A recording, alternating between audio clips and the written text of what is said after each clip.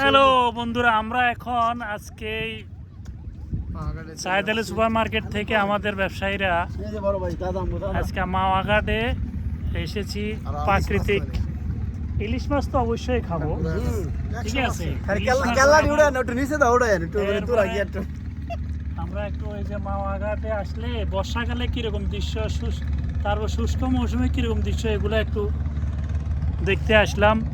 ওয়েদারটা চারদিকে শুধু ওয়াও না, চারদিকে শুধু ওয়াও ওয়াও ওয়াও। এটা একটা বেরিবাদের মতো দিয়েছে, তবে দৃশ্যটা অনেক সুন্দর। এখানে অনেক পর্যটক আসে দেখে।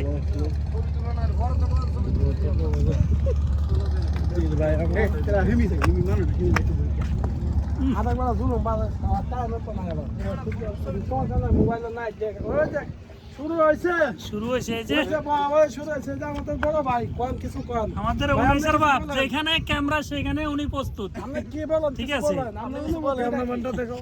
আরে ক্যামেরাম্যান আর এই যে হোগাও ফুট করে ছবি তুলতেছে,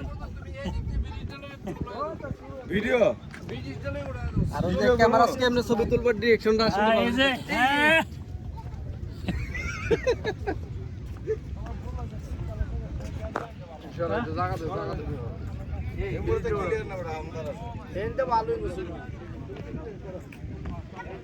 দৃশ্যটা তো ভালোই।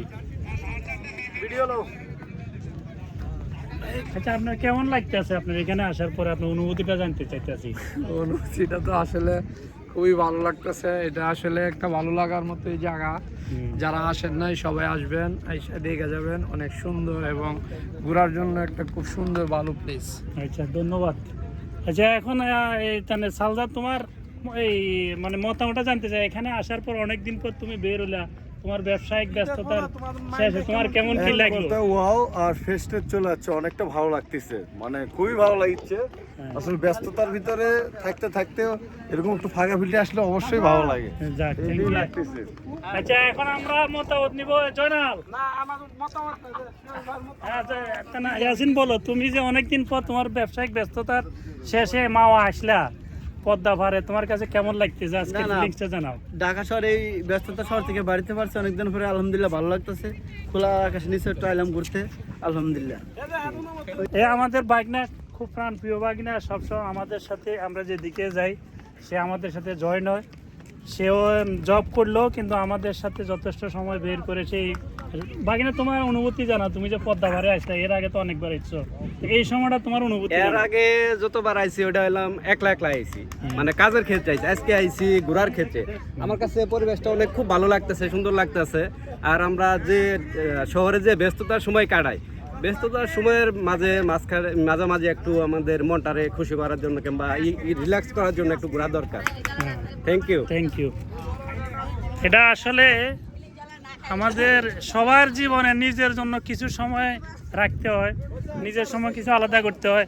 এখন আমাদের আরেক ভাই আলামিন, ঠিক আছে বন্ধু, বলো, তুমি যে আসছো, তুমি তো আসলে অনেক সময় ব্যস্ত মানুষ থাকো, ফ্যামিলি নিয়ে, তোমার ব্যবসা বাণিজ্য নিয়ে। তুমি আজকে শুক্রবারে এই সময়টা, তোমার এই পরিবেশে তোমার কাছে কেমন লাগতেছে? আমার কাছে ভেরি নাইস, আসলে দেখার মতো প্রাকৃতিক খুব সুন্দর জায়গা। আসলাম শুক্রবারের দিন, ব্যবসার ফাঁকে ফাঁকে একটু ঘুরতে হয়, একটু আনন্দ বিনোদন নিতে হয়। মোটামুটি ভালো লাগতেছে, I am happy. Thank you, thank you.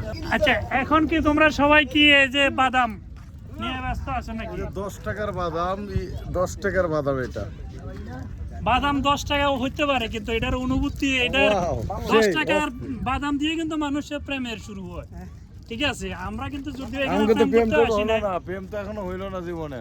আমরা যদিও প্রেম করতে আসি নাই, আমরা যাক প্রাকৃতিক উপভোগ করার জন্য। জানাল, সে সামথিং। মনে করো তুমি, মনে করো মাঝে মধ্যে মানে তোমার ব্যস্ততার কারণে কিছু আবেগ ছাড়ো, আমরা জানি, ঠিক আছে। নিজের জন্য সময় যে আজকে বের করতে পারছো, এটার জন্য কেমন লাগতেছে তোমার? খুব ভালো, আলহামদুলিল্লাহ। আমরা সবসময় চাই, তোমরা বড় ভাই, আমাদের যে আলামিন ভাই আছে, সুয়েল ভাই আছে, আমরা সবসময় ঘুরতে চাই এখানে।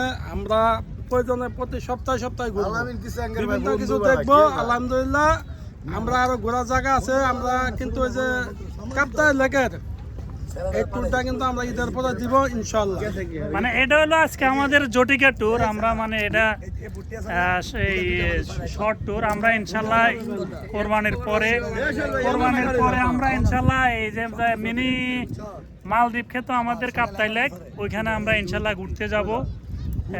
আমরা পাশাপাশি ফ্যামিলিরও একটু সময় দিব, ফ্যামিলিরও মাঝে মধ্যে আমরা দূরে নিয়ে যেতে না পারি, কাছাকাছি তাদের জন্য একটু এন্টারটেন আমরা চেষ্টা করব ইনশাল্লাহ। তো সবাইকে ধন্যবাদ। আর এই